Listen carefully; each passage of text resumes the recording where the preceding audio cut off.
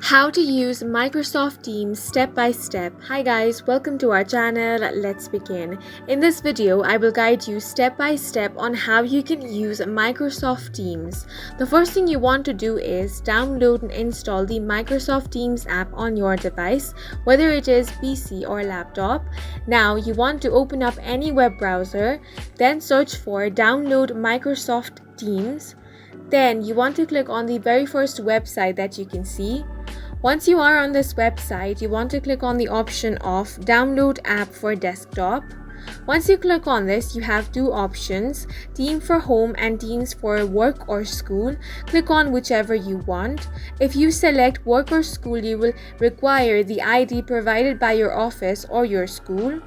Here, you want to click on the sign in option. If you are using Team for home, you want to enter your personal ID, then click on the next option. Now enter your password and you will be signed into your Microsoft Teams account. Once you have signed in, this will be your home page. Here you have different tools on the left hand side panel. Here you have community.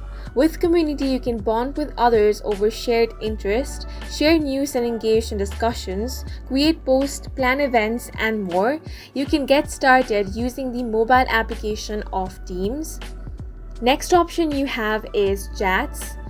Here you can start a new conversation. Click on this option in order to start a new meeting. Here you can simply compose a message by entering the email, phone number or name of that person and then simply send a message. The fourth option you have is calendar. Over here you can check out all of your scheduled meetings. You can also click on the new meeting option in order to start a new meeting. Click on meet now in order to start a meeting right now.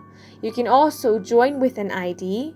If you require any help, you can click on the help option at the bottom left corner and select whichever topic you want. And now with these tools, you can start using the Microsoft Teams application. And that's the end of this video. If you found it helpful, please make sure to hit the like button and subscribe for more videos like this.